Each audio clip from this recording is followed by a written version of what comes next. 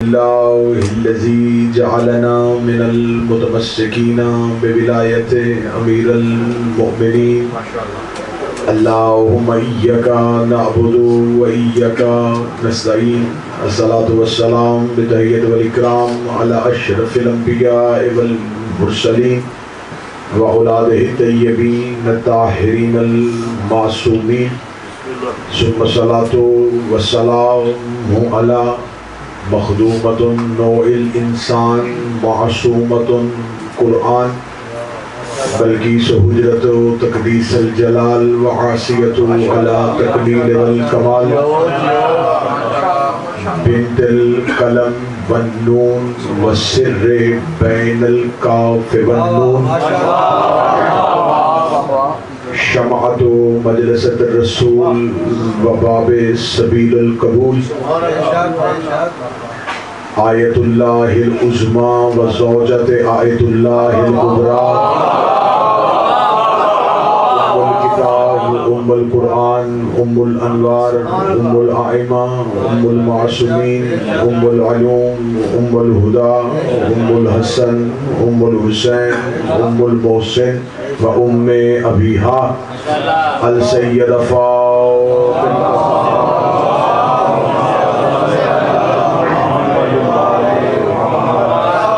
اللہ تعالی اجمعین اما بعد فقد قال حق سبحانہ تعالی فی کتابہ المجید و فرقان الحمید بسم اللہ الرحمن الرحیم اللہ ولی الذین آمنوا یخرجہم من الظلمات الی النور والذین کفروا اولیاءہم الطاغوت یخرجونہم من النور الی الظلمات اولئک اصحاب النار هم فیہا خالدون صلوات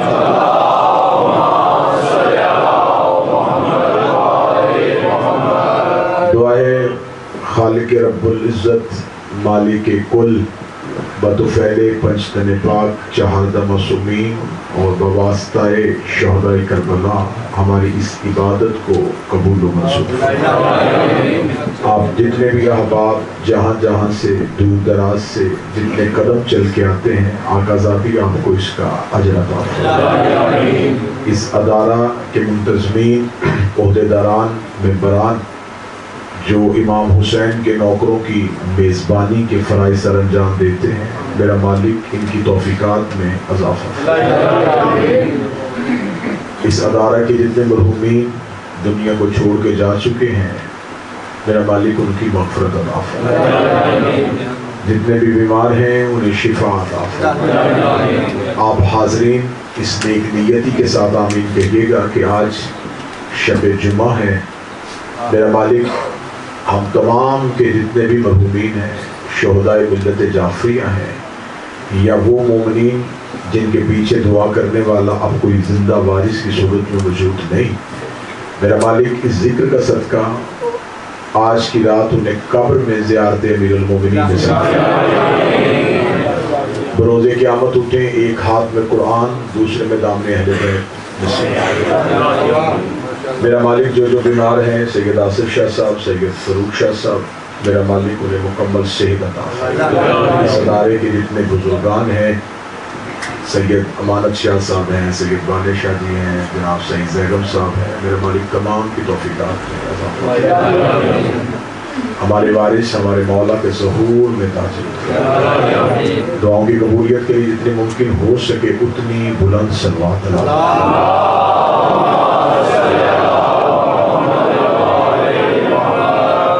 اب کوئی آئے تو اسے آگے بھیج دیجیے گا کوئی مسئلہ نہیں، جو بھی آتا ہے مجلس میں آ جائے۔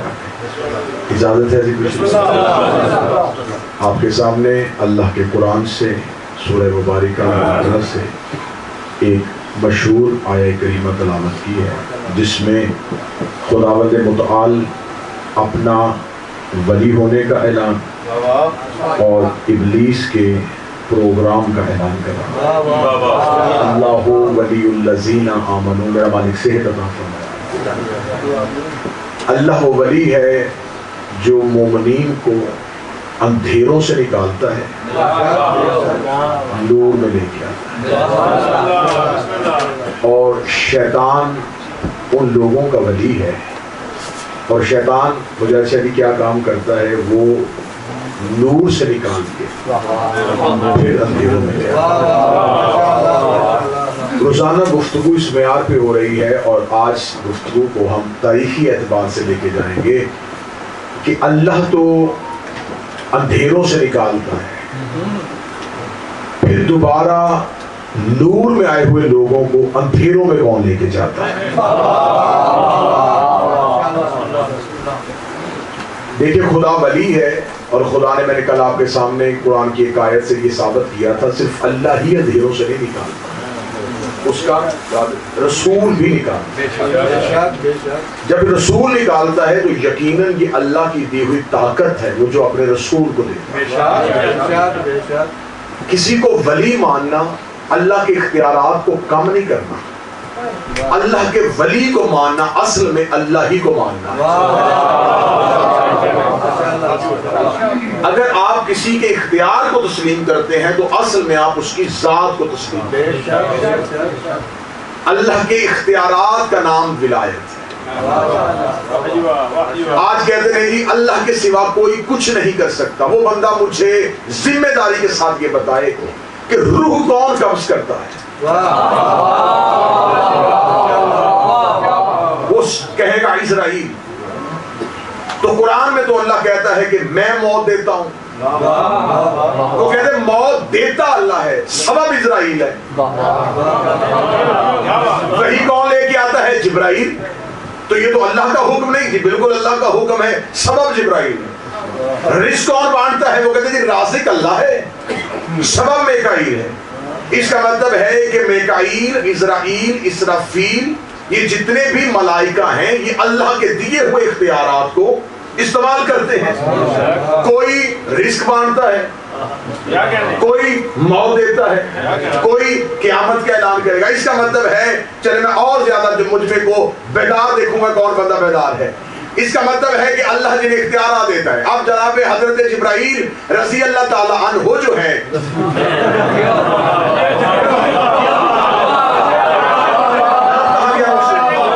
مجھے کیا کہنا چاہیے تھا؟ علیہ السلام۔ اس کا مطلب آپ اب اتنا مجھے جواب دیں، اللہ جنہیں اختیار دیتا ہے وہ رضی اللہ نہیں ہوتے۔ علیہ السلام۔ پہلی بات یہ، اللہ جنہیں اختیار دیتا ہے وہ رضی اللہ نہیں۔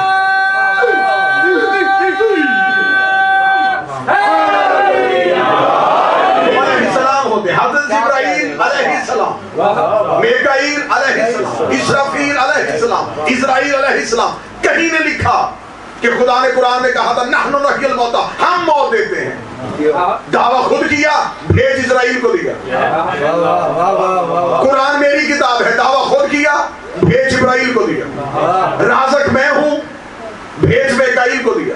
میرے مالک یا تو خود آ، یہ میرے ہی مختار ہیں، یہ ان کو میں نے ہی اختیار دیا ہے۔ یہ اللہ کے دیے ہوئے اختیارات کو تسلیم کرتے ہیں۔ میکائیل کے پاس کس کا اختیار ہے؟ اسرائیل کے پاس کس کا اختیار ہے؟ اسرافیل کے پاس کس کا اختیار ہے؟ اور ان تمام ملائکہ کے اوپر جو سردار ہے اس کا نام کیا ہے؟ حضرت جبرائیل۔ حضرت جبرائیل کون ہے؟ سید الملائکہ، افضل الملائکہ، سردار الملائکہ۔ کسی مذہب کے مولوی کو اس پہ کوئی اعتراض نہیں، کسی کو کوئی لڑائی نہیں، کوئی اس پہ جھگڑا نہیں کرتا کہ ہمارے ہاں تو یہ نہیں ہے، ہم تو کسی اور فرشتے کو سردار مانتے ہیں۔ جو بھی لا الہ الا اللہ پڑھتا ہے وہ سارے مانتے ہیں۔ ہم سب کا عقیدہ ہے کہ حضرت جبرائیل تمام فرشتوں کے سردار ہے۔ اس مولوی کو سر پہ قرآن رکھ کے بتائے، یہ اللہ نے جب جبرائیل کو فرشتوں کا سردار بنایا تھا تو کیا خدا نے فرشتوں سے کہا تھا کہ اکٹھے ہو کے اپنا سردار بنا؟ مجھے صرف اس بات کا جواب دیا جائے کہ جب محسن جہاں آواز پہلے تھی وہی کرتے تھے، جب خدا نے فرشتوں کا سردار جبرائیل کو بنایا تو کیسے بنایا؟ فرشتوں نے ووٹنگ کی تھی، آپ نے اسے کسی ایک کو چنا تھا، اکٹھے ہو کے فیصلہ کیا تھا جب آپ نے اپنا ہی سردار بنانا ہے، اس کا اللہ کے ساتھ کوئی تعلق نہیں، تو آؤ بیٹھ کے فیصلہ کر لیتے، کسی ایک کو چن لیتے۔ ایسا نہیں ہوا۔ کس نے بنایا؟ اللہ نے۔ کس نے بنایا؟ اللہ نے۔ میں لفظ ضائع کرنے کا عادی نہیں ہوں، میں موضوع کو لے کے چل رہا ہوں۔ اللہ نے جبرائیل کو علیہ السلاموں کا سردار بنایا۔ بات جھگڑے کی تو ہے ہی نہیں، یہ شیعہ سنی کی تو بحث ہی نہیں ہے، بات تو ہر باضمیر بندے سے ہے کہ جب علیہ السلام اپنا سردار نہیں بنا سکتے تو رضی اللہ نبی کا خلیفہ کیسے؟ جھگڑا تو ہے ہی۔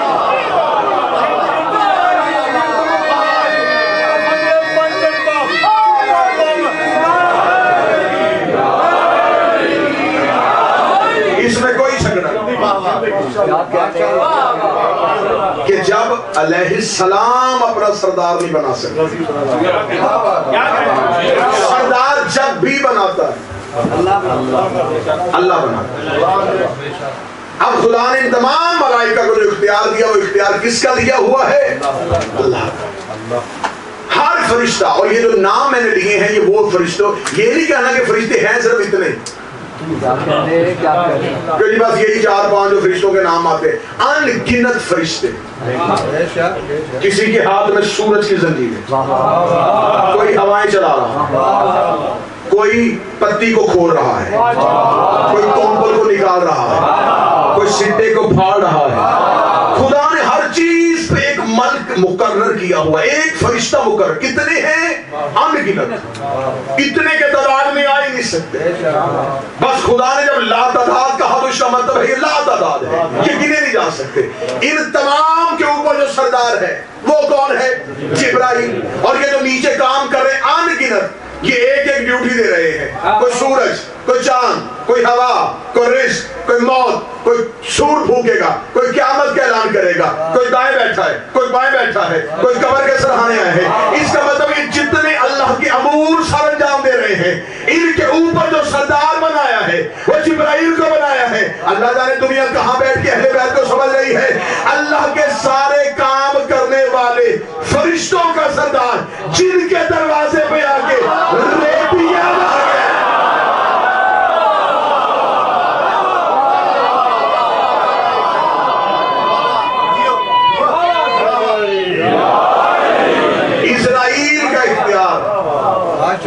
اسرائیل کے پاس اختیار یہ سب نے مان لیا، میکائیل کے پاس اختیار مان لیا، اور جو ان کے اوپر سردار ہے وہ جن کا نوکر ہے، آپ بتا ان کے پاس کیا اختیار ہے؟ آپ مجھے بول کے بتایا، پڑھے لکھے معاشرے میں رہنے والے لوگ ہیں، کیا مالک اور نوکر کا اختیار ایک ہی ہوتا ہے؟ اس کا مطلب ہے کہ مالک کا اختیار نوکر کے اختیار سے زیادہ ہے۔ اب نوکر تو موت دیتا ہے،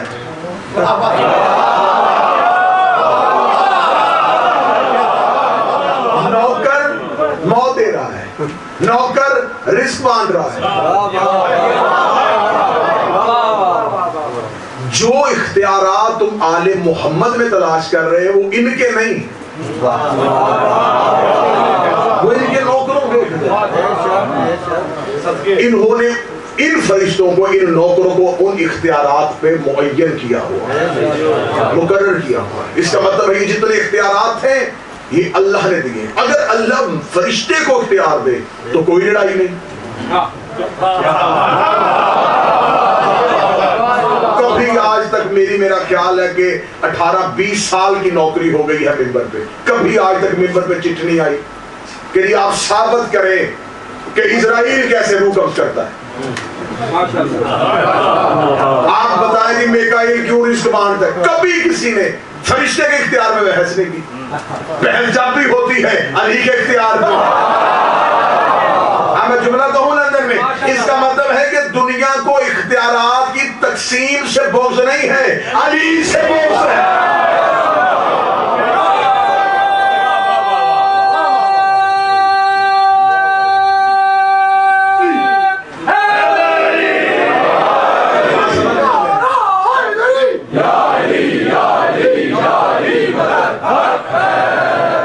دھیرے چلے سب تک پہنچے گی. اس کا مطلب ہے کہ ملائکہ کے پاس اختیار کوئی نہیں.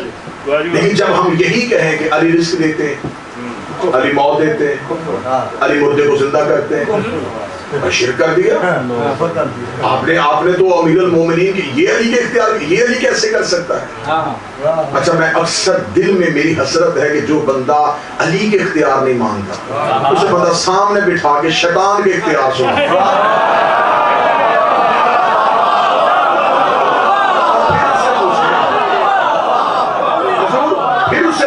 اب بندہ کسی بندے سے پوچھے کہ تجھ سے غلطی ہو, تجھ سے گناہ ہوا, تو نے اپنی مرضی سے کیا؟ وہ نہیں جی, شیطان نے گمراہ کر دیا. اچھا, اس ٹائم شیطان لندن میں تھا, اسی ٹائم پاکستان میں بھی ایک بندہ غلطی کر رہا تھا, ہندوستان میں بھی کر رہا تھا, افریقہ کے جنگلوں میں بھی ہو رہی تھی. تو یہ ہر جگہ پہ کون کر رہا تھا؟ شیطان. اچھا, ایک اکیلا ہر جگہ پہ ہوتا ہے؟ اچھا, شیطان ایک ہے؟ جی ایک ہے. ہر جگہ پہ چلا جاتا ہے؟ جی ہر جگہ پہ چلا جاتا ہے. تو یہ شیطان ہر جگہ پہ کیسے؟ جی اسے اللہ نے طاقت دی ہے, ڈوب کے مر جا. اللہ اپنے دشمن کو طاقت دے سکتا ہے, اپنی حجت کو طاقت نہیں.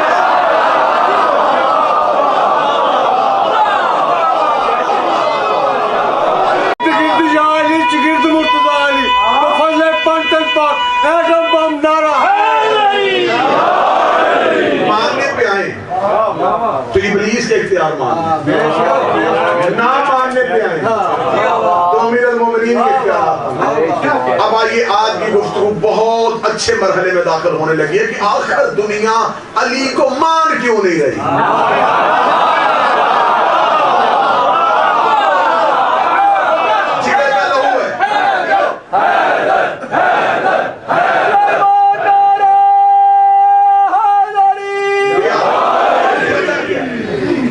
علی کو مان کیوں نہیں رہے؟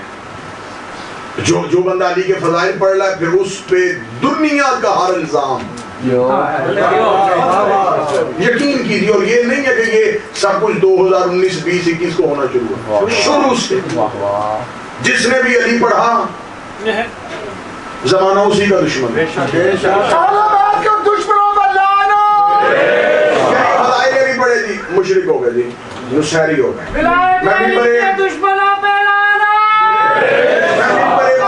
محمد پہ ممبر کی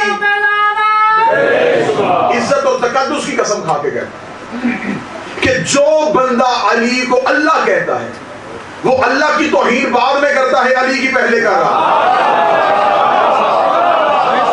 نہیں, جملہ آپ نے ویسے بھی سنا جیسے آپ کو سننا چاہیے تھا. جس نے علی کو اللہ کہا اس کا مطلب اس نے سمجھ لیا کہ میں نے علی کو پہچان لیا ہے.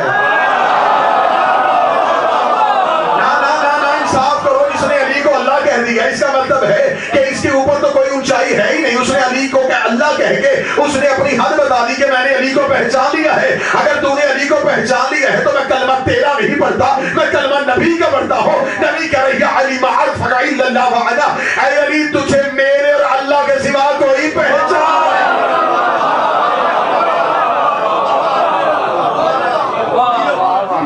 اب علی سے دشمنی کیوں ہے, علی سے بغض کیوں؟ آج گفتگو یہاں اور اس سے آگے پھر چلے گی دشمنی علی کی وجہ, علی کی خاموشی, اور پھر سارے سلسلے آگے.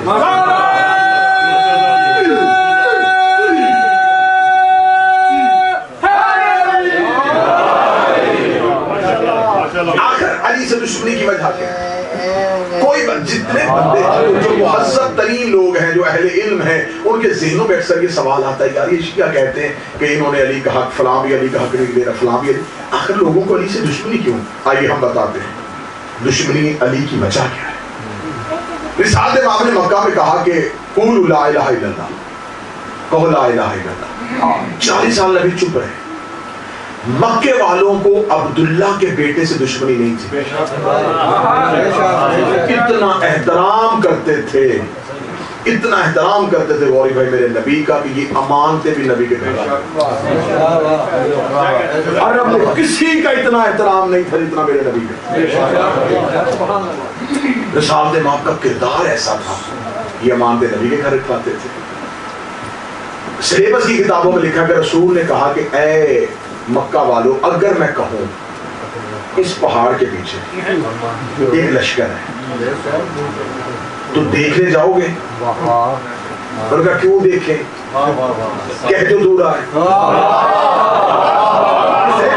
یہ کوئی تمام مصر کتاب نہیں میں پڑھ رہا, یہ دین یاد اسلامیات میں بچوں کو پڑھایا. رسول نے کہا اگر میں کہوں پہاڑ کے پیچھے لشکر ہے, دیکھنے جاؤ گے؟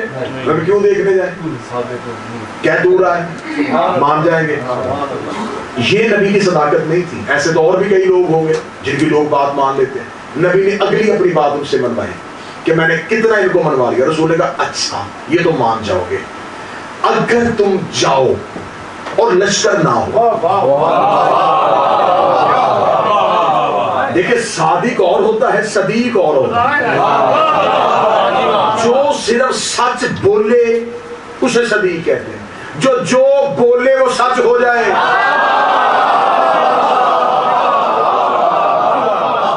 اس سے صادق ہے.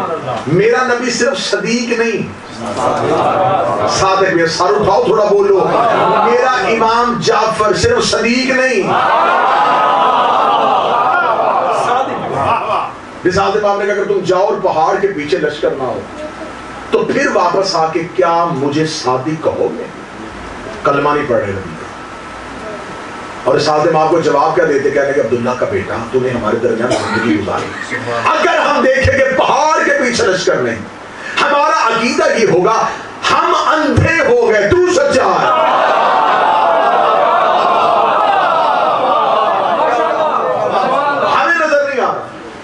تو سچا ہے. اب دیکھیں کہ وہ اتنا نبی کو سچا مان رہے تھے, وہ کہتے ہمیں دیکھنے کی ضرورت ہی نہیں.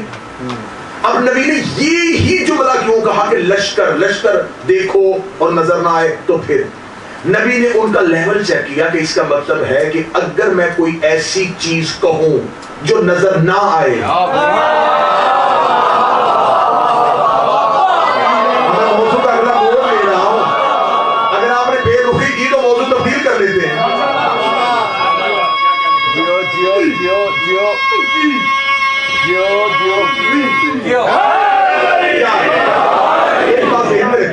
خطیب اور سامنے کا رشتہ ہوتا ہے توجہ کا. بولنا داد یہ خود بخود نکلتی ہے. اگر آپ کی توجہ کا رشتہ رہا تو موضوع بہت بہتر طریقے سے. اس کا مطلب ہے کہ نبی نے یہ کیوں کہا کہ اگر دیکھو اور لشکر نہ ہو؟ نبی نے دیکھ لیا کہ ان کے ذہن کہاں تک پہنچے. انہوں نے کہا ہمیں دیکھنے کی ضرورت ہے. رسول نے کہا اچھا اگر میں کچھ کہوں تو تمہیں دیکھنے کی ضرورت نہیں. انہوں نے کہا ہمیں کیوں دیکھنے کی ضرورت؟ تو جو کہہ رہا ہے کہ ہے تو پھر ہے. رسول نے کہا بڑا آسان ہو گیا. باقی نبیوں کی امتوں نے تو انہیں بڑا تنگ کیا تھا, تو جہاں مجھے بھیجا ہے میں نے تو ان کو بڑا اچھے طریقے سے 40 سال میں ان کے ذہن منوا لیے ہیں, تو یہ تو بڑی جلدی اللہ مان لیں گے. رسول نے کہا بڑا آسان ہے, لمحے میں مکے نے کلمہ پڑھ لینا, لمحہ دیر نہیں ہونی, سب نے مسلمان ہو جانا. رسول نے کہا اچھا میرے مالک کا پہنچا دوں, ان کے ذہن بن گئے. یہ کہتے ہیں کہ کوئی چیز نہ نظر آئے تو ہم مان لیں گے. رسول نے کہا اللہ نے کہا کیا منوانے لگا؟ رسول تجھے منواؤں. کیسے منوائے گا؟ کہوں گا کہ میرے اللہ کو مانے. نہیں ایسے نہیں منوانا, صرف یہ نہیں کہنا میرے اللہ کو مانو, انہیں وہ لا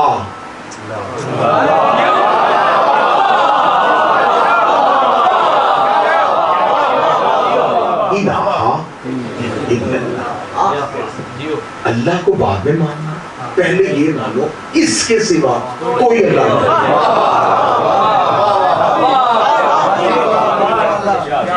رسول کا بات تو بڑی آسان ہے, مکہ پورا میرا گرویدہ ہو چکا ہے, جو میں کہتا ہوں وہ کر لیتے ہیں, امانتیں میرے گھر رکھتے ہیں میری زبان پہ. رسول نے اکٹھے کیے. اب رسول نے اکٹھے کر کے کہا کہ دیکھو میں تمہارے درمیان زندگی گزاری. یہ پہلا خطبہ ہے قریش سے, میں علی کی دشمنی کی وجہ پہ جانے لگا. میں نے تمہارے درمیان زندگی گزاری ہے, تم نے کبھی مجھے کوئی غلطی کرتے دیکھا؟ کبھی نہیں. کبھی کوئی گناہ کرتے دیکھا؟ ان کا ہم تو تیرے کردار کی قسمیں کھاتے ہیں. ہم تو پوری دنیا میں جا کے کہتے ہیں ہمارے مکہ میں عبداللہ کا ایک ایسا بیٹا ہے, اس کا کردار اتنا پاک ہے. رسول اللہ پھر آج میں نے تمہیں اس لیے بلایا ہے کہ میں جو تمہارے درمیان ہوں نا, میں صرف عبداللہ کا بیٹا ہی نہیں, میں اللہ کا رسول ہوں.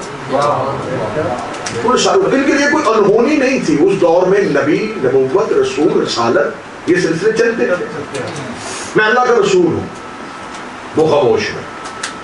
انہوں نے کہا ٹھیک ہے, دشمنی تو تجھ سے ہو نہیں سکتی, چاہتا کیا ہے؟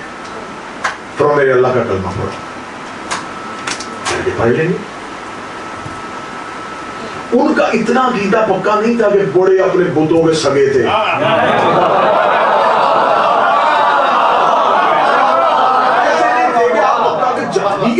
جاہلیت کا دور ہے. وہ اتنے اپنے عقیدے میں نہیں تھے کہ وہ کہے نہیں جی نہیں. انہوں نے کہا تو ہم پڑھ لیں گے. ایک ایک قبیلے کے کئی کئی بت تھے. ایک بت کی پورا عرب پوجا نہیں کرتا تھا. ہر قبیلہ اپنا بت بنا کے بیٹھا. کسی کا لمبا, کسی کا چھوٹا, کسی کا سونے کا, کسی کا چاندی کا. امیروں کے امیر بت. انہوں نے اپنے اپنے بت بنائے. جو انہوں نے ٹھیک ہے ہم تیرے اللہ کو مان لیں گے. ہمیں کیا, جہاں ہم اتنے خدا مان رہے ہیں. ایک اور سے بھئی یہ خدا کا اضافہ ہی ہونا ہے نا. تو تیرے خدا کو ماننے کی موج یہ ہے کہ اس کا بت بھی نہیں بنانا پڑے گا. بھئی خرچہ ہی کوئی نہیں. اللہ کہنا ہی ہے نا کہ ہے تو ہے, تو بس ٹھیک ہے ہم تیرے اللہ کو مان لیں گے. رسول کا کام اگلا مشکل ہے. جب ہم نے کہہ دیا مان لیں گے تو اب اس میں مشکل کون سی بات ہے. مان تو گئے. رسول کا نہیں, انہیں چھوڑنا پڑے گا.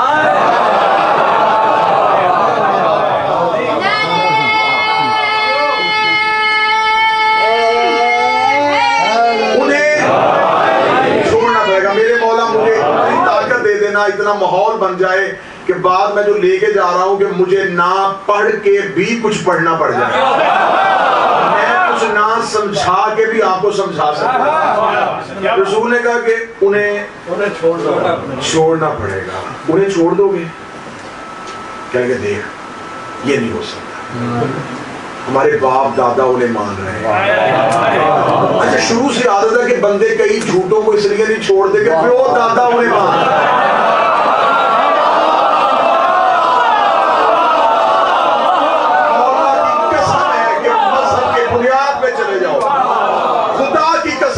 کوئی اپنے مذہب میں پکے نہیں ہے. صرف ایک جھٹکا نظم یہی ہے کہ اگر ہم چھوڑ دیں گے کل کو بندے کہیں گے تیرا باپ غلط تھا, تیرا دادا غلط تھا. اسی ایک خطرے کی وجہ سے بندے حق نہیں سمجھ رہے. اگر ہم مان جائیں گے تو بندے کل کو کہیں گے لو جی باپ دادا جو اچھا تم اتنے اچھے ہو گئے, وہ جو ہمارے پچھلے تھے وہ سارے ہی غلط تھے. اس سے پہلے تو کبھی کسی نے نہیں کہا, لے پچھلوں میں جا کے نا اگلی بھی خراب کر لے. ہو سکتا ہے کہ وہ دور تحقیق کا دور نہ ہو, اس دور میں کچھ ایسا نہ ہو. آپ کو اللہ نے علم دیا ہے, تو اگر آپ کو کوئی چیز تحقیق میں مل رہی ہے تو اسے قبول کرو. مکہ والے کا انہوں نے کہا نہیں, انہیں نہیں چھوڑیں گے. مکہ والے یہ اپنے قبیلوں کے لوگ ہوتے تھے, یہ باپ دادا کی رسمیں پوری کرتے تھے. انہوں نے کہا ہمارے باپ دادا اسے پوچھتے رہے. رسول نے کہا پھر نہیں, میرے مذہب کا قانون ہے, انہیں چھوڑنا پڑے گا. انہوں نے کہا تو کیا کروانے لگا ہے. فرمایا تمہارے بتوں کی مخالفت کروں گا جہاں تک ہو سکا. گلیوں میں جا جا کے بتاؤں گا کہ جھوٹے ہیں. پتہ نہیں بندے کو سمجھ رہے ہیں تو میں سمجھا رہا. رسول نے کہا میں نے صرف گھر میں بیٹھ کے نہیں کرنا, میں گلیوں میں جاؤں گا. یاد رکھو ابھی بھی چھوڑ دو ورنہ میں بازاروں میں آ جاؤں گا.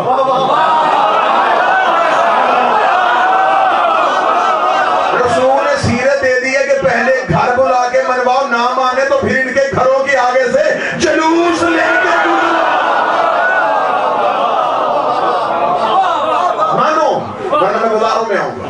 انہوں نے کہا دیکھ عبداللہ کا بیٹا مخالفت کریں گے تیری, ہمارے خداؤں کو کچھ نہ کہنا, ہمارے خداؤں کو کچھ نہ کہنا, ہمارے خداؤں کو کچھ نہ کہنا. شروع سے یہی عادت ہے, ہمارے خداؤں کو کچھ نہ کہنا. یہ قرآنی دیگ ہے, ہمارے خداؤں کو کچھ نہ کہنا, ہمارے خداؤں کو کچھ نہ کہنا. لندن والوں مجھے مولا حسین کی عزت کی قسم ہے, یہ پورے زمانے کی دشمنی جو میں اپنے کاندھوں پہ اٹھا کے پھر رہا ہوں وہ میرے باپ دادے کی لڑائی تو کسی سے تھی نہیں ہے. آل محمد کی دشمنی ہے جو اپنے نوکر نے اپنے گلے لی ہوئی ہے.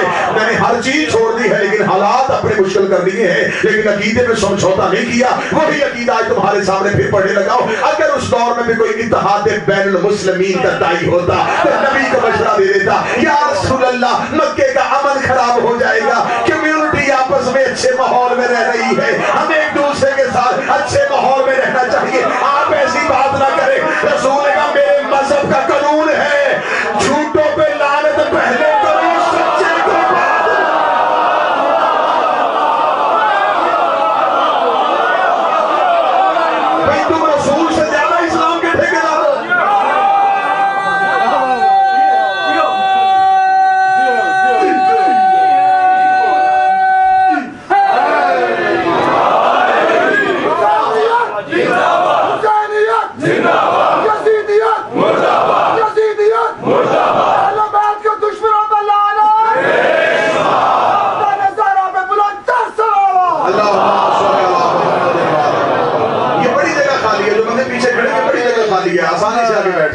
اپنی مرضی سے کھڑے ہو تو بسم اللہ, اگر بیٹھنا چاہے تو جگہ موجود ہے.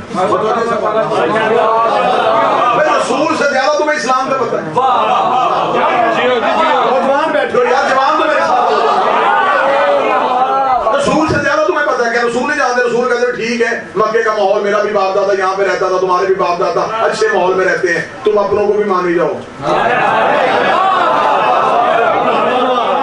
میرے خدا کو مانے, نا انہیں چھوڑو.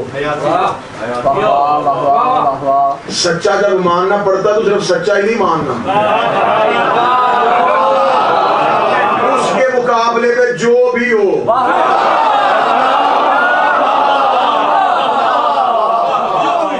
اچھا ویسے بت بنانے ہیں تو ایسے ڈیکوریشن پیس رکھو. رسول نے یہ تو نہیں کہا تھا کہ نہیں گھر میں کوئی پتھر کی مورتی نہیں ہونی چاہیے, ویسے رکھنی ہے سجاوٹ کے لیے رکھو, یعنی اللہ نہ کہنا. جھگڑا ان پتھر کے بتوں کا نہیں ہے, جھگڑا یہ ہائے ہائے ہائے بات آنے لگے. جھگڑا یہ ہے تم انہیں وہ کہہ رہے ہو جو یہ ہے نہیں.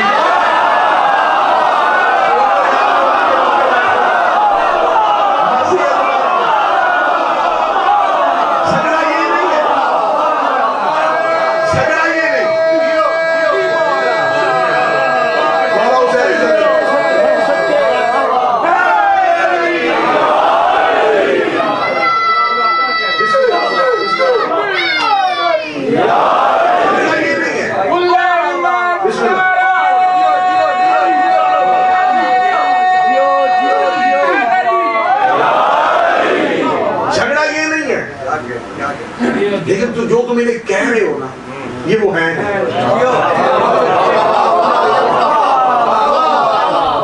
بڑا سیاح ہو گیا ہوں میں.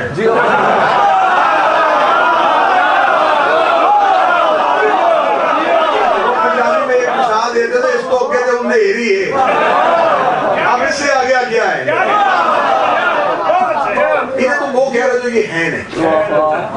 ویسے ماننا مانو, وہ نہ کہو. ان کو وہ کہہ رہے ہو, وہ یہ کچھ کر سکتے ہیں صحیح.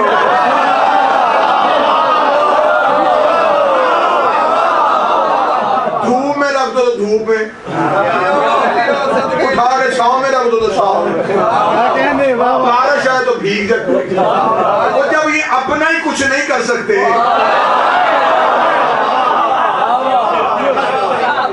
تمہیں کیسے دوں؟ اچھا بڑے یہ تمہارے خدا ہیں, مشکل میں بلاؤ آتے تو ہے نہیں.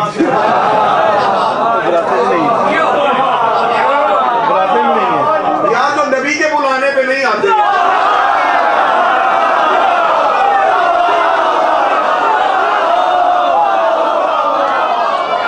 نبی بھی بلائے نہیں آ رہے.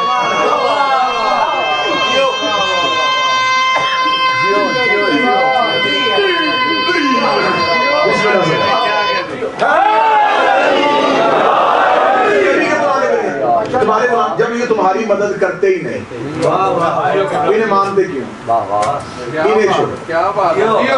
جھگڑا پہلے دن کفر اور اسلام کا ماننے کی وجہ سے نہیں, چھوڑنے کی وجہ سے.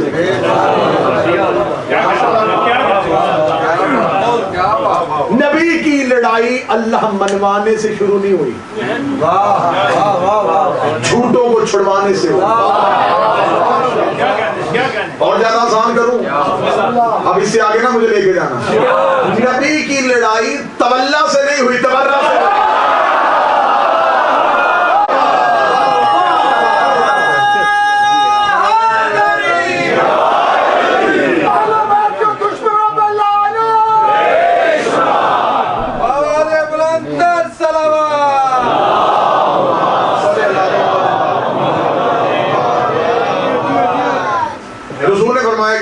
اب علی کی دشمنی پہ آ رہا. رسول نے کہا کہ میرے اللہ کو مانو, انہیں چھوڑنا پڑے گا. انہوں نے کہا ہم انہیں نہیں چھوڑیں. فرمایا پھر میرے اللہ کو مانو نہ مانو کوئی فائدہ نہیں. انہوں نے کہا تمہارا اللہ کیا کر سکتا ہے, کیا کرتا ہے؟ تو کہہ رہا نہیں یہ ہمارے بت کچھ بھی نہیں کرتے, تیرا کیا کرتا ہے؟ فرمایا کیا کروانا چاہتے ہیں؟ کہ تجھے بلا. فرمایا میں آیا نہیں.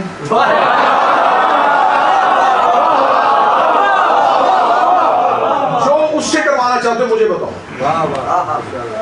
انہوں نے کہا پتھر بلوا. تو کہتا نا تمہارے بت بولتے نہیں, تو بت پتھر کے نا, تو پتھر بلوائے گا. فرمایا لاؤ رکھو ہاتھوں پہ.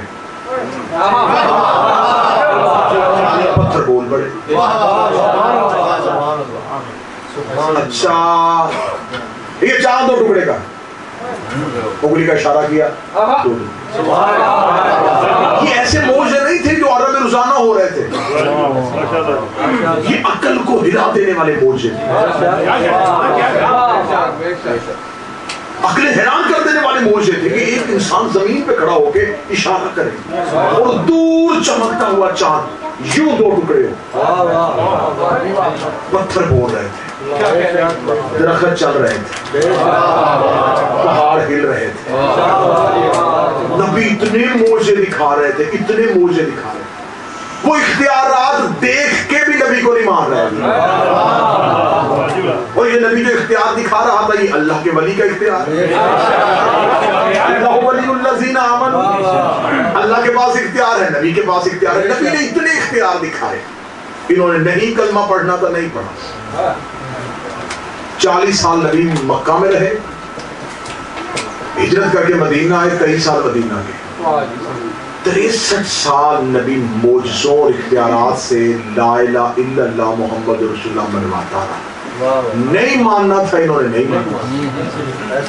سارا مکہ مسلمان ہو گیا تھا, سارا مکہ معجزے دیکھ کے کلمہ پڑھ گیا. سامنے معجزے ہو رہے آنکھوں کے سامنے, نہیں ماننا تھا. نبی معجزے دکھاتے رہے, نہیں مانا. جملہ اتنا بڑا آنے لگا ہے کہ آپ خوش ہو جائیں گے. نبی معجزے دکھاتا رہا, نہیں ماننا تھا, نہیں مانا, نہیں ماننا تھا, نہیں مانا. 18 ذی الحج کو علی کی ولایت کا اعلان کیا. 28 سفر کو ظاہری طور پہ نبی دنیا سے چلے گئے. یہ دن بنتے 2 مہینے 10 دن. اب یہ بدے ہاتھ ہیں, بڑے دھیمے لہجے سے بڑا اونچا جملہ سن لینا. جن لوگوں نے 63 سال میں نبی کے اختیارات دیکھ کے لا الہ نہیں پڑھا, 2 مہینے 10 دن میں علی ولی اللہ کیسے پڑھ لے؟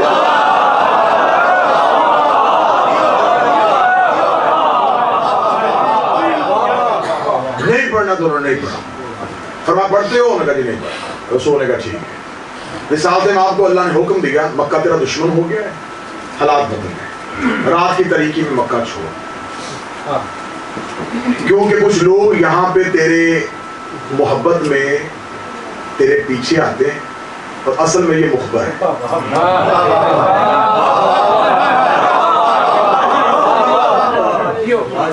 میں وہ بات پڑھ رہا ہوں جو ہر جگہ سے ثابت ہو.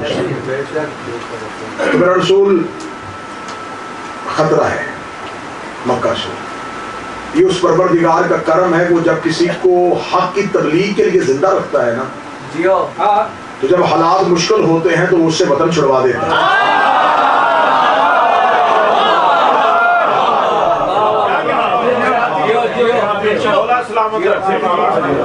مکہ چھوڑ, مدینہ انتظار کر رہا ہے. رسالت امام مکہ چھوڑا. کل میں نے ایک چھوٹا سا ٹچ پڑھا تھا, مدینہ پہنچ گئے. رسالت امام مدینہ آئے. مدینہ کے لوگوں نے بڑا خیر مقدم کیا, رسول کا استقبال کیا. مدینہ لوگوں نے رسول کا کلمہ پڑھنا شروع کر دیا. اب مزاج پڑھنے لگا ہوں علی ولی اللہ کے. مکہ والے خاموش بیٹھے رہے. 10 سال مسلسل گزر گئے.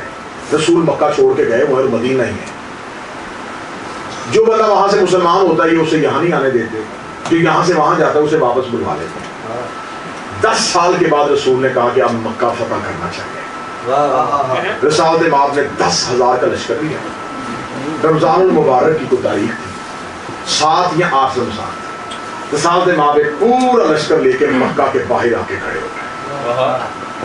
اس دور میں مکہ کا سب سے بڑا سردار ابو سفیان, اس نے مکہ کے باہر یوں رات کی تاریکی میں, کیونکہ مکہ پہاڑیوں کا شہر ہے, پہاڑیوں پہ ایسے لگے جیسے تارے جو ہے نا ستارے, یہ پہاڑیوں پہ آ گئے. اس نے فوراً اپنے ایک دوست حکیم بن جراحم کو ساتھ لیا, زید بن نوفل کو ساتھ لیا.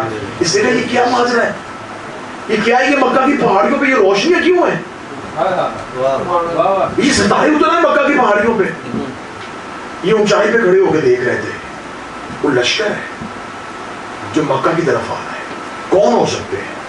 انہیں پتہ ہی نہیں تھا, انہیں خبر ہی نہیں تھی. یہ سمجھتے تھے کہ نبی لڑتا ہی نہیں ہے. خبر تھی رسول نے لڑنا. کیا کہنے یہ پوری رات، کیونکہ رات اندھیری تھی، نظر کچھ نہیں آ رہا تھا، صرف وہ مشعلیں جو روشن کی ہوئی تھی، جو لشکر آ رہا تھا اس کی روشنی آ رہی تھی. یہ مکہ کی ایک چوٹی پہ کھڑے ساری رات دیکھتے ہیں. صبح کا پہلی کرن جب آئی نا تو انہوں نے دیکھا کہ یہ تو ہاتھوں میں پرچم ہے، یہ تو گھوڑے اونٹ ہیں. کون ہے یہ؟ محمد ابن عبداللہ. محمد آ رہا ہے. ابو سفیان وہیں سے پہاڑی کی لشکر، پہاڑی سے یوں نیچے اترا، اپنے نوکر سے کہا جلدی کر عباس ابن عبد المطلب کو لا. یہ عباس ابن عبد المطلب کو رسول اور مولا علی کے چچا، یہ مکہ میں تھے. حضرت عباس ابن عبد المطلب کو فوراً بلوا کر کہ عباس، میں نے کہا تھا کہ اپنے بھتیجے محمد سے کہو کہ وہ مدینہ میں رہے، یہ مکہ پہ حملہ کرنے آ رہا ہے، یہ دیکھو کتنا بڑا لشکر ہے. یوں حضرت عباس ابن عبد المطلب کھڑے ہوئے. کسی کتاب میں چاہو گے ہر سیرت نگار کی، ابن خلدون سے شبلی نعمانی، شبلی نعمانی سے طاہر القادری، طاہر القادری سے سلیمان ندوی، سلیمان ندوی سے لے کے مفتی مریم تک، ہر سیرت نگار نے لکھا کہ حضرت عباس ابن عبد المطلب نے یوں دیکھا. حضرت عباس ابن عبد المطلب مسکرائے. دو مزاج پڑھنے لگا ہوں، یہی سے بات کھل جائے گی، موضوع بڑا بہتر کھل جائے گا. حضرت عباس ابن عبد المطلب بھی لشکر کو دیکھ رہے ہیں، ابو سفیان بھی لشکر کو دیکھ رہا ہے. یہ دو فرد نہیں کھڑے، دو نظریات کھڑے، دو علیحدہ علیحدہ فکریں کھڑی. اب میں دیکھوں گا کتنا بندہ خطابت کو سمجھتا ہے کہ وہ دو جملوں میں موضوع کیسے سمجھے گا. حضرت عباس ابن عبد المطلب نے دیکھا تو مسکرائے. مسکرا کہتے ہاں یہ تو ہمارا بھتیجا محمد ہی آ رہا ہے، لشکر لے کے آ رہا ہے. ابو سفیان نے کتاب کہتی کوہنی مار کے کہا عباس تیری بھتیجے نے تو بڑی حکومت بنا لی. حضرت عباس ابن عبد المطلب نے پھیرتی ہوئی آنکھوں سے دیکھا شرم کر، حکومت نہیں رسالت ہے.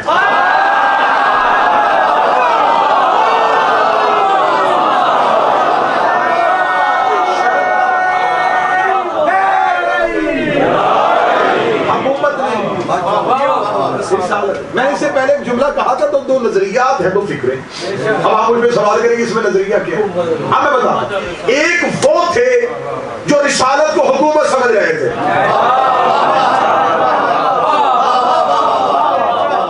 یہ کون کہہ رہا ہے جس نے موجے دیکھے تھے، چاند اور ٹکڑے ہوتا دیکھا تھا، پتھر بولتے دیکھے تھے، درخت چلتے دیکھے تھے، پہاڑ ہلتے دیکھے تھے، موجے دیکھے کلمہ نہیں پڑھا. جب لشکر دیکھا، تلواریں دیکھی، فوراً کلمہ پڑھ لیا. اب یہ جو کلمہ پڑھا، کیونکہ صبح یہی بندہ جو کہہ رہا ہے کہ یہ تو رسالت نہیں حکومت ہے، صبح اسی نے سب سے پہلے کلمہ پڑھنا ہے. جب اس نے کلمہ پڑھ لینا، اس نے آ جانا ہے اسلام کی طرف. اب یہ بندہ نہیں آیا، ایک نظریہ اور آ گیا ہے، ایک مزاج اسلام میں اضافہ کر چکا ہے. جو رسالت کو حکومت سمجھ رہے ہیں، جو یہ سمجھ رہے ہیں یہ نبی نہیں حاکم ہے، اس کی تو حکومت بن گئی. اب جو حکومت کے لالچ میں کلمہ پڑھے، انہوں نے حکومت ہی کا تو لالچ کرنا ہے. دشمنی پڑھے لگا ہوں علی کی، مکہ میں لا الہ کے دشمن، محمد رسول اللہ کے دشمن. صبح مکہ فتح، کیا کہا تھا پہلی دعوت میں؟ دیکھو میں نے تاریخ کا سالوں کا سفر تمہیں لمحوں میں کروایا. ماشاءاللہ پہلی دعوت میں رسول نے کہا تھا چھوڑو بتوں کو. انہوں نے کیا کہا تھا؟ نہیں چھوڑے. موجے دیکھے نہیں چھوڑے، نہیں اپنے بتوں کو چھوڑیں گے، یہ اپنے بتوں پہ پکے رہے. اب رسول واپس مکہ پہنچے. اب وہی بندے جنہوں نے کہا تھا کہ نہیں چھوڑیں گے دل دہل گئے. اب لشکر سے ڈرے ہوئے، اب سہمے ہوئے کھڑے ہیں. یہ لشکر آ گیا ہے، قتل و غارت ہو جائے گی، مکہ لہو سے بہہ جائے گا. کانوں میں وہ آواز آ رہی ہے، آج سے چند سال پہلے یہی بڑی محبت سے کہہ رہا تھا، آپ نے نہیں چھوڑا، اب پتہ نہیں یہ کیا کرے گا. رسول آئے، خانہ کعبہ کے قریب، خانہ کعبہ کے دروازے کو کھولا، دیواروں کے باہر وہی بت جو کہا تھا چھوڑ دو، وہ لٹکے ہوئے تھے. رسالت مآب آئے، حکم پروردگار کے تحت جھکے، کاندھوں پہ کھڑا کیا علی. رسول نے نہیں توڑے.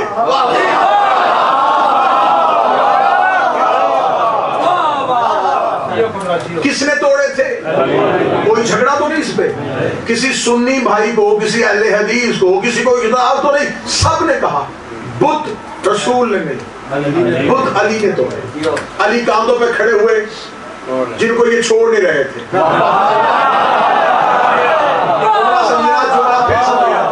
جنہیں یہ چھوڑ نہیں رہے تھے علی انہیں توڑ رہے تھے. اب یہ ضربیں جو ہیں یہ بتوں پہ نہیں لگ رہی تھی.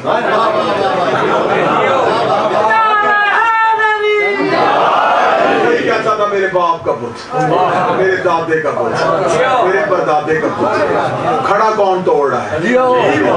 علی نے توڑے ہیں, علی نے توڑے ہیں, علی نے توڑے ہیں. میرا مولا میں طریقہ یوں جگر نکال کے آپ کی سماعتوں کو ہدیہ کرنے لگا ہوں.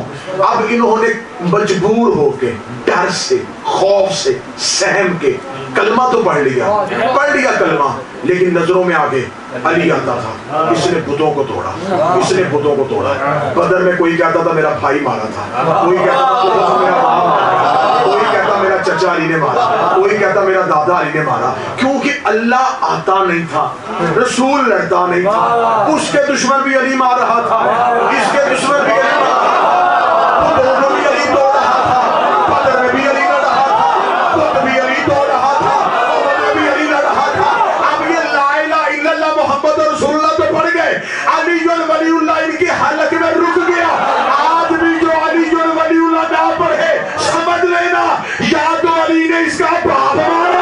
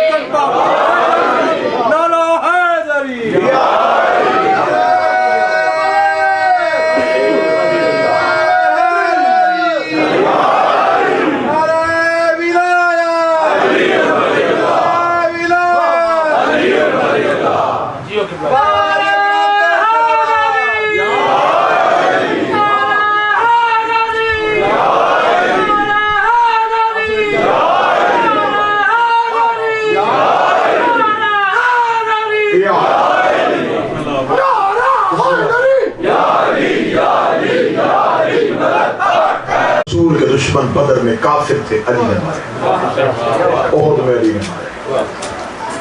کلمہ نبی کا پھیلتا گیا, دشمنی علی کی بڑھ گئی.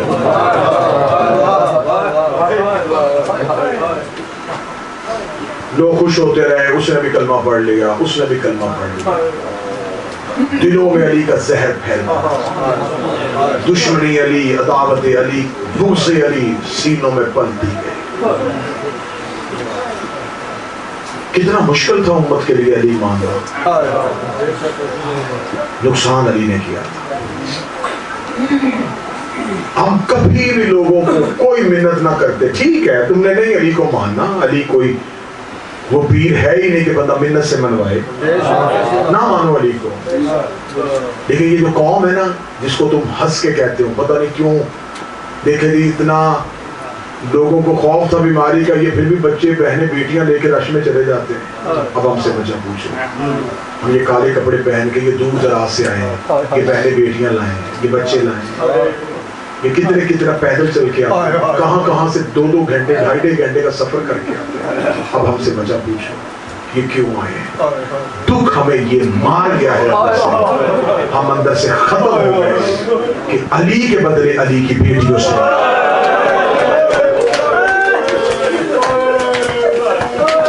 کوئی سنی بھائی بیٹھا ہو, کلمہ نبی کا پڑھتے ہو تو میں نبی کی عزت کی قسم گھر میں جا کے سوچ, مردوں کے بدلے مردوں سے لیے جا.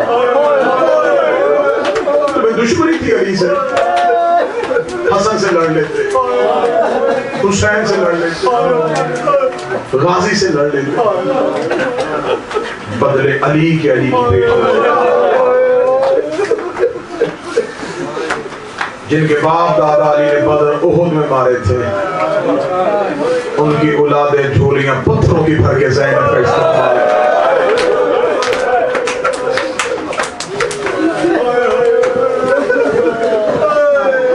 بس فضائل زیادہ پڑ گیا، کوشش کروں گا تمہاری ہر آنکھ، میری ہر آنکھ پہ نظر ہوتی ہے، میں اس کوشش اور کاوش میں کھڑا ہوتا ہوں کہ کوئی آنکھ جب تک مجھے خوش نظر آئے میں مصیبت پڑھتا رہتا ہوں۔ ہو سکتا ہے کہ میں جو پڑھ رہا ہوں ابھی اس تک پہنچا ہوں، تمہاری آنکھ میں ہلکا سا بھی پانی مجھے نظر آ جائے، تمہاری آنکھیں بھیگ جائیں، تمہارے آنے کا مقصد پورا ہو، میرا بلانے کا مقصد پورا ہو۔ ہمارا مقصد دارے لگانا نہیں، داد دینا نہیں، مقصد رونا ہے، کیونکہ وہ جو بقیہ سے آتی ہے نا وہ دارے سننے کے لیے نہیں ہوتا۔ اگر میں کہوں کہ وہ بی بی مجھ حقیر سے فضائل سنتے ہیں، نہیں، وہ اپنے گھر کی فضیلت سے بڑی واقف ہے۔ تم دیر سے آئے ہو، وہ شام سے بیٹھی ہے، کوئی میرے حسین کو روئے۔ مجھے مولا حسین کی عزت کی قسم ہے مادریوں، آج یہ شب ہے 4 کی، دن 3 کا گزر گیا، جملہ ذہن میں رکھنا، اس کی نظریں ہوتی ہیں تمہاری آنکھوں پہ۔ جب کوئی خشک آنکھ لے کے اٹھتا ہے زہرا کو بڑی تکلیف ہوتی ہے، زہرا رو کے کہتی اتنی دور سے چل کے آیا تھا، میرے حسین کو رویا ہی نہیں۔ بس کوشش کیا کرو ایک آنسو آ جائے، نہ آنسو آ سکے کیونکہ رونا انسان کے بس میں نہیں ہے، گردن جھکا دیا کرو، تکلیف محسوس کیا کرو۔ اتر گئی جنگل میں محمد کی بیٹی، آباد گھروں میں رہتے ہو، آباد گھروں سے آتے ہو، آباد گھروں میں واپس چلے جاتے ہو، خرچہ دیکھ دین پھر نبی کی اولاد کا، جس نبی کا کلمہ پڑھتا ہے اس کی بیٹیاں آج کی رات جنگلوں میں بیٹھی ہیں۔ بھائی اللہ بیٹوں کی زندگی کرے، آج کی رات زینب بار بار پوچھ رہی ہے عباس مجھے حسین سے پوچھ کے بتا آج محرم کی کیا تاریخ ہو رہی ہے۔ بادشاہ حسین عزت دے، ابراہیم بھائی مولا زبان میں تحصیل عطا فرمائے۔ میں مصائب میں ہر بندے کے لیے دعا کر رہا ہوں، میرا مالک تمام کی تکلیفیں ختم کرے۔ حسین کربلا میں پہنچے، کروانگی کا مضمون تھا رب ٹوٹ جاتا اگر میں کل کربلا کا برود پڑھتا۔ حسین کربلا میں پہنچے، کربلا کے ٹیلوں پہ حسین کی نظر پڑی۔ حسین نے کہا عباس، جی بادشاہ، عباس ان ٹیلوں کے آس پاس جا، کوئی آبادی ہے تو ان سے جا کے پوچھ کہ ٹیلے کس کی ملکیت ہے۔ عباس نے گھوڑا دوڑایا، تھوڑا فاصلے پہ قبیلہ مل گیا، بنی اسد کے لوگ تھے، عباس اس قبیلے میں گئے، عباس کا قبیلے میں آنا تھا۔ جو بچے بازار میں کھیل رہے تھے وہ گھروں میں جا کے کہتے بابا باہر کوئی پیغمبر آیا ہے۔ تم جب ہمیں نبیوں کی باتیں سناتے ہو نا، جو تم ہمیں نبیوں کے چہرے کے بارے میں بتاتے ہو، وہاں اتنے خوبصورت چہرے والا کوئی جوان ہے جو گلیوں میں ہے۔ بابا ہم نے کبھی اپنے قبیلے میں اس جوان کو نہیں دیکھا۔ قبیلہ بنی اسد کے جوان بازار میں آ گئے، عورتیں چھتوں پہ آ گئی، وادی بنی اسد کی گلیوں سے گزر رہے ہیں۔ بنی اسد کے لوگوں نے عباس کا رستہ روکا، کون؟ فرمایا مسافر، کس سے ملنا ہے؟ بنی اسد کے سردار سے۔ ایک بوڑھے سردار کو گھر سے باہر لایا گیا، ابروؤں کو ہاتھوں سے اٹھایا، اس نے عباس کا چہرہ دیکھا، کہا جی سردار، جب میرا جی سردار، اگلا جملہ جو بندہ مصعب سن رہا ہے اس کا چہرہ بتا دے گا، جب کہا جی سردار، جب اس نے عباس کو سردار کہا، عباس کہتے ہیں میرا مولا تم سے ملنا چاہتا ہے۔ جب عباس نے کہا میرا سردار تم سے ملنا چاہتا ہے، بنی اسد کا بوڑھا دیکھنا تیرا بھی کوئی سردار ہے؟ تو اتنا حسین ہے، تیرا سردار کون ہوگا؟ مولا عباس کے بعد میرا آقا ملنا چاہتا ہے۔ کیا لگا کہاں ہے؟ فرمائیں کہ میں چلوں؟ فرمائیں حسین خود آنا چاہتا ہے، میرا سردار خود آئے گا۔ گئے، مولا حسین کو لے گئے، قبیلہ بنی اسد کے بڑھے نے کرسیاں لگوائیں، بیٹھنے کی جگہ بنائی، مولا حسین آئے، کرسی دی، کرسی پہ حسین दाएं अब्बास खड़े हो बाएं अकबर खड़े हो। कबीला बनी असद के नौजवान जमीन पे बैठ गए, यूं देख रहे थे जैसे कोई चौधरी के चांद। कबीला बनी असद का बूढ़ा मौला हुसैन के सामने आया। हुसैन ने कहते आप सरदार हैं? जी मैं सरदार हूँ। मौला कहते हम तुम्हारे इलाके में मेहमान। कहते कबीला बनी असद का बूढ़ा देखे कहता कहीं सफर का इरादा है? हुसैन एक दिन निकला सफर की गर्ज से था, रुकना यहाँ पड़ गया है, मैं ये जगह खरीदना चाहता हूँ। जगह खरीदने का नाम आना था। कबीला बनी असद का बूढ़ा कहने लगा कौन सी? फरमाया टीले हैं, इनके नाम क्या है? कहता करीम जुबान पे गाजरिया कहते थे, फिर नैनवा कहते थे, फिर दश्ते बला कहते थे, अब कुछ अरसे से कर को बला कहते। हुसैन देख के कहने लगे ये तुम्हारी मलकियत है? कहते नस्ल दर नस्ल हमारे पास है। क्या करते हो? कहने लगे क्या करेंगे, ना यहाँ पे खेती होती है ना कुछ सब्जा होता है, वीरान पड़ी है, फुरात तक जाने के लिए इसे बतौर रास्ता इस्तेमाल करते हैं। मौला हुसैन ने कहा मुझे फुरात का मुकम्मल रास्ता बंद नहीं करना, तो मेरे पानी की जरूरत होगी। 12 मुरब्बा मील फुरात का किनारा मैं खरीदना चाहता हूँ। कहते खरीदना क्यों है? अगली सतर पढ़ो, खरीदना क्यों है? ज्यादा देर रुकना है? हुसैन रो के कहते रुकना नहीं, यहाँ अब रहना। अब हमने रुकना नहीं, अब हमने यहाँ रहना। कबीला बनी असद का बूढ़ा देखेगा, देख मुझे नहीं पता सफर का मकसद तेरा क्या है, कहाँ से आया है, कहाँ जाना चाहता है, मिन्नत करके कहूँगा। देख मुझे पैसे का लालच हो, मैं तुमसे पैसे लूं, मैं तुम्हें कह दूं कि मुझे इतने दिनार में बेचनी है, ये जगह रहने के काबिल नहीं। तो रहा तो खानदानों के साथ जाता है, तो अकेला जंगल में कैसे गुजारा करेगा? हुसैन वो कहते तुझे किसने कहा है कि मैं अकेला आया? कहने तेरे साथ कोई और भी है? हुसैन कहते हाँ मेरा खानदान है। मेरा खानदान से मुराद कौन? हुसैन कहते मेरी बहनें, मेरी बेटियां, बंदा जाने कौन बंदा है जो मुहर्रम के इस रात में रोजा सके।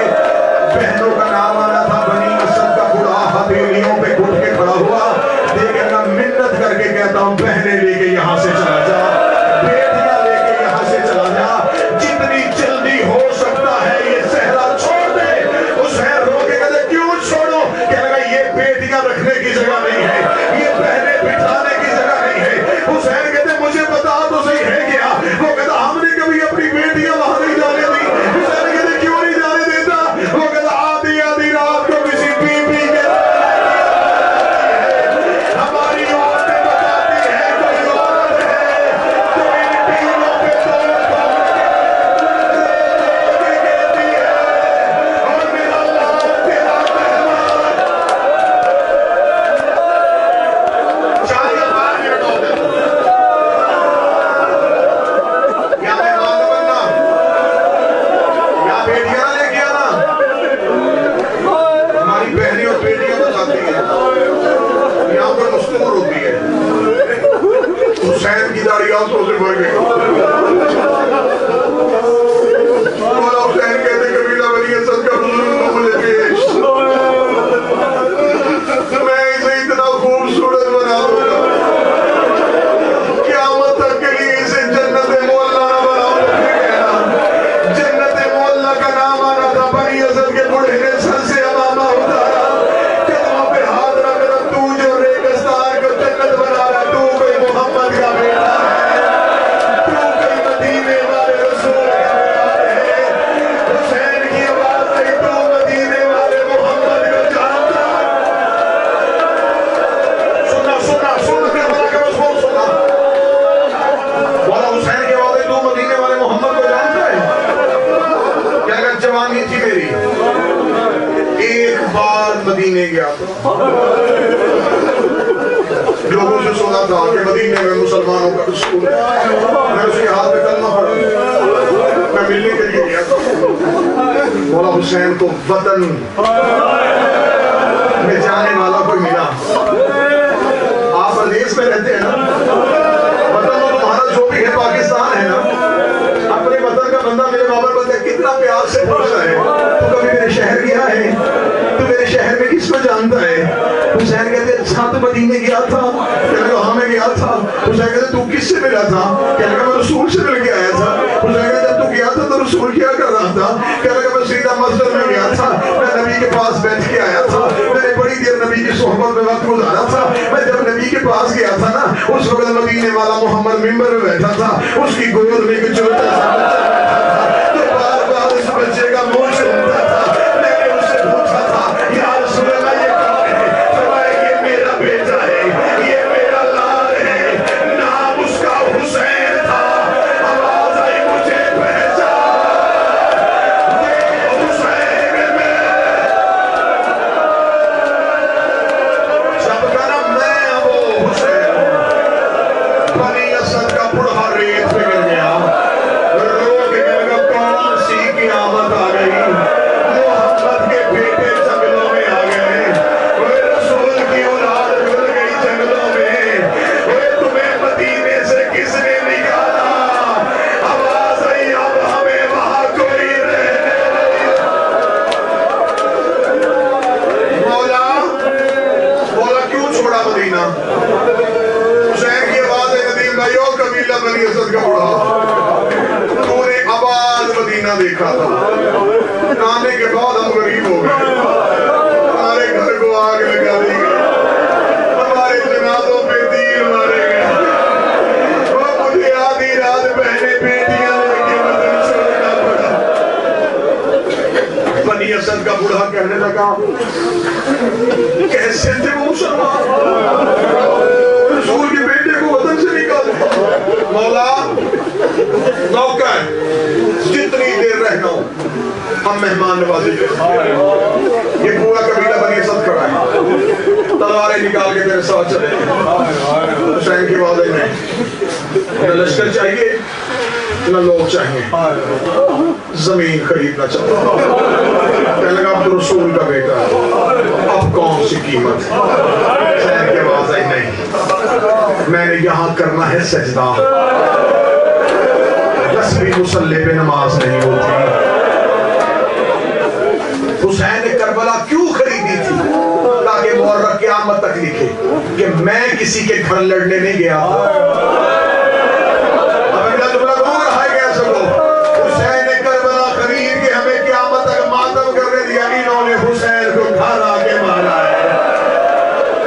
حسین نے کسی کے گھر پہ حملہ نہیں کیا, حسین تو جنگل خرید کے بیٹھ گئے تھے. حسین نے کہا خریدنا چاہتا ہوں, کہنے کا کون سی قیمت. حسین نے کہا قیمت بتا. 60,000 دینار. حسین کا 60,000 دینار دوں گا. کہنے کا مولا حسین آپ کے نام لکھے نہیں.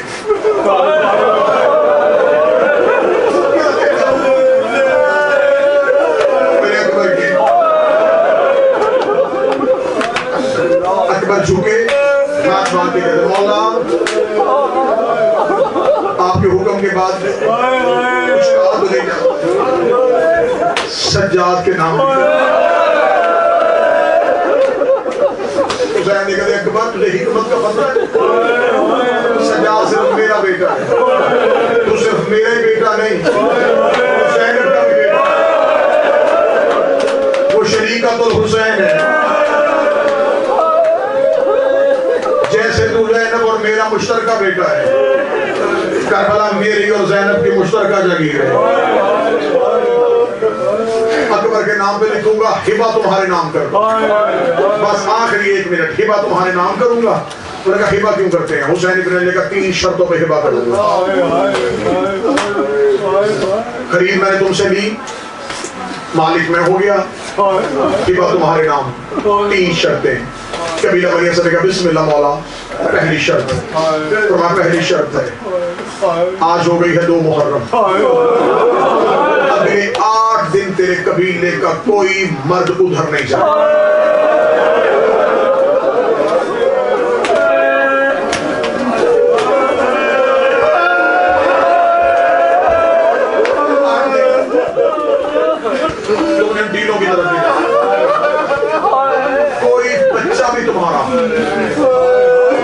سفر نہیں جائے گا. مولا آپ کا حکم ہو گیا سارا. مولا دوسری شرط, مولا نے فرمایا یہاں 10 محرم کی شام ہو, 10 محرم کی اثر تک تم نے نہیں آنا, 10 محرم کی شام کو وہاں جانا, وہاں کچھ لاشیں بکھرے پڑے,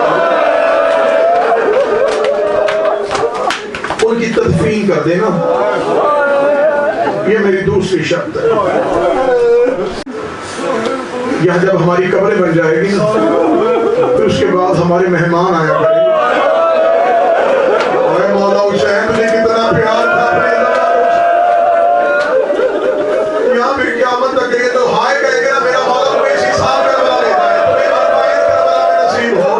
میں پھٹتے ہوئے جگر سے دعا کر رہا ہوں میرا مولا تمہیں چہرہ کربلا میں نصیب کر دے. حسین رو کے کہتے ہیں تمہیں یہاں میرے مہمان آیا کریں گے, 3 دن انہیں اپنے گھر میں مہمان رکھنا, ہماری قبروں کے نشان بتانا, میرے مہمانوں کو کوئی تکلیف نہ ہونے. کبیرہ بنی اسد کا بوڑھا کرے گا 3 شرطیں نہیں 3 حکم میں نے تسلیم کیے. حسین کے بعد کبیرہ بنی اسد کا بوڑھا امام امت کا باپ ہوتا ہے. اگر تو چاہے اور تو کہے میں تیرے قبیلے کی مستورات سے کوئی بات کرنا ہوں, اس نے کہا مولا کنیزیں ہیں تیری, نوکرانی ہیں تیری. اس نے بنی اسد کی مستورات کو کہا مولا تم سے بات کرنا چاہتے ہیں. حسین ابن علی شرافت کے نمبردار نے اپنی ابا اپنے چہرے پر دیکھیں گے قبیلہ بنی اسد کی مستورات, فاطمہ کا بیٹا حسین تمہیں سلام کہتا ہے.